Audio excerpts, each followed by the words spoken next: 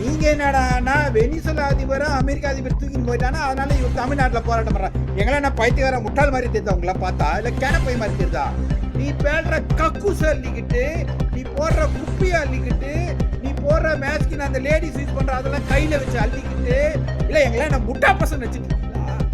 அவர் நடப்பயணம் போன உடனே தமிழ்நாட்டில் வந்து ஒயின் ஷாப்லாம் மூடிடுவாங்களா? அவர் நடப்பயணம் உடனே கஞ்சா அப்படின்னு போதையெல்லாம் நின்றுடுமா?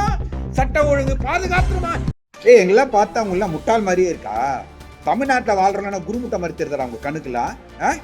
ஒருத்தன் என்னடானா இஸ்ரேலுக்கும் பாலஸ்தீனுக்கும் போர்னு சொல்லிட்டு போராட்டம் பண்றான் தமிழ்நாட்டில். நீங்க என்னடானா வெனிசுலா அதிபரை அமெரிக்கா அதிபர் தூக்கின்னு போயிட்டானா, அதனால இவர் தமிழ்நாட்டில் போராட்டம் பண்றான். எங்களை என்ன பைத்தியக்கார முட்டாள் மாதிரி தெரியுதா உங்களை பார்த்தா, இல்ல கேனப்பை மாதிரி தெரியுதா? ஏடா தமிழ்நாட்டில் 1008 பிரச்சனை இங்க ஓடுது. அதுலயும் இந்த துப்புரவு தொழிலாளர்கள்டா டேய் வெறும் 13,000 ரூபாய் 15,000 ரூபாய் சம்பளத்தை வாங்கிக்கிட்டு, நீ பேடுற கக்கூச அள்ளிக்கிட்டு, நீ போடுற குப்பியை அள்ளிக்கிட்டு, நீ போடுற மேஸ்கின் அந்த லேடிஸ் யூஸ் பண்ற அதெல்லாம் கையில வச்சு அள்ளிக்கிட்டு, நீ போடுற வேஸ்ட் எல்லாம் அள்ளிக்கிட்டு, ரோட்டை சுத்தமாக்கி ஊரை சுத்தமாக்கி இந்த தமிழ்நாட்டையே சுத்தமா வச்சிருக்க அந்த மக்களுக்காக எவனுக்கு இங்க போராட்டம் பண்ண துப்பு இல்ல, வக்கு இல்ல உங்களுக்குள்ள? என்னடா இல்ல எங்களை என்ன முட்டா பசங்க நினைச்சிட்டு இருக்கீங்களா? இன்னும் நாங்களாம் படிக்காத அந்த காலத்துல இந்த முட்டாள் நினைச்சிட்டு இருக்கீங்களா? எங்களெல்லாம் பார்த்தா வைகோ அவர் நடப்பயணம் போன உடனே தமிழ்நாட்டில் வந்து ஒயின் ஷாப்லாம் மூடிடுவாங்களா? அவர் நடப்பயணம் உடனே கஞ்சா அப்படின்னு போதையெல்லாம் நின்றுடுமா?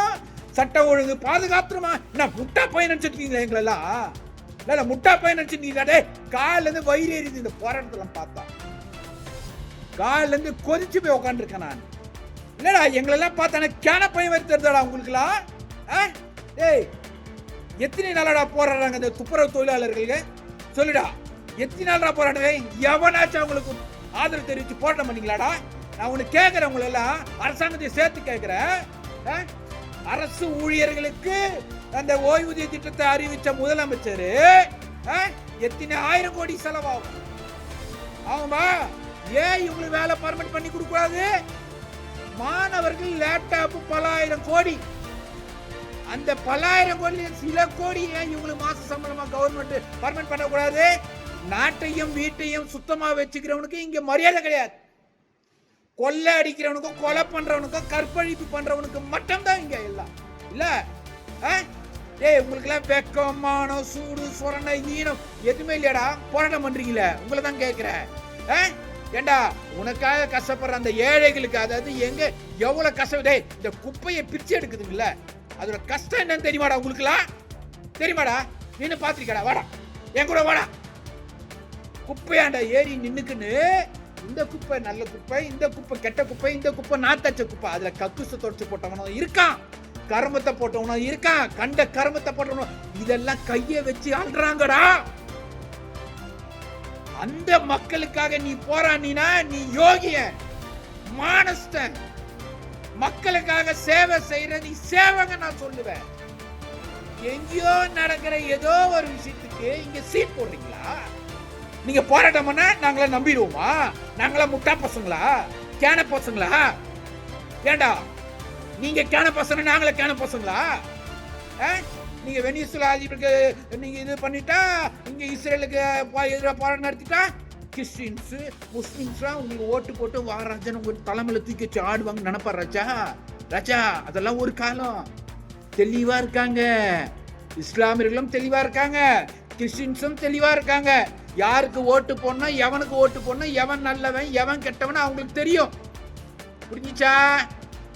இந்த பழைய பாஞ்சாங்க வச்சு நான் நடப்பயணம் போறேன், நான் போராட்டம் நடத்துறேன், நான் இவனுக்கு ஆதரவு தெரிவிக்கிறேன். ஏண்டா உங்களெல்லாம் ஒரு கேள்வி கேட்கிறேன், மானம் கெட்டவனுங்களே, உங்களுக்கு எல்லாம் உண்மையிலேயே உடம்புல உப்பு இருக்கு, சூடு சொரணை இருக்கு, உப்பு போட்டுதான் சோர்த்துன்றது உண்மையா இருந்தால் நான் கேட்கிற கேள்விக்கு நீ பதில் சொல்லுங்கடா.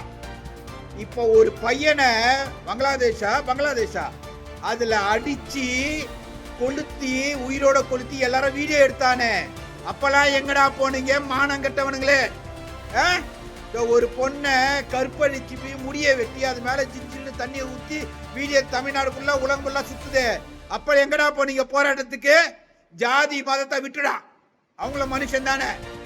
ஒருத்தனை கைது பண்ணான்றதுக்கு துள்ற நீங்க ஒருத்தனை அடிச்சு கொன்னப்ப எங்கடா போனீங்க? என்னடா நடிக்கிறீங்களாடா? நடிக்கிறீங்களா? நடிக்கிறீங்களாடா? டேய், உங்க நடிப்புல அங்க எடுபடாது, இனிமேல் எடுபடாது. தமிழ்நாட்டுல 500 குத்து ஜெயிச்சிடலாம், 1000 குத்து ஜெயிச்சிடலாம், இது பண்ணி ஜெயிச்சிடலாம், அதை பண்ணி ஜெயிச்சிடலாம், இங்க நடக்காது ராஜா.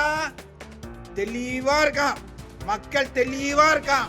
முட்டா பையன் கிடையாது எவனும். இங்க தெளிவா ஆயிட்டான், படிச்சவன் தெளிவா வந்துட்டான்.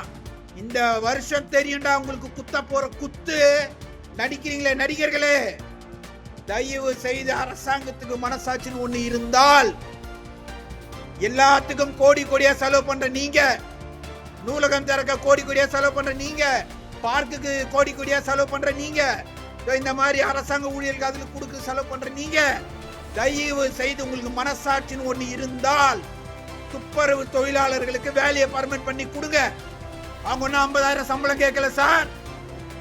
தயவு செஞ்சு மனசாட்சியோட நடந்துக்கு, அவ்வளவுதான் சொல்லுவேன் நான்.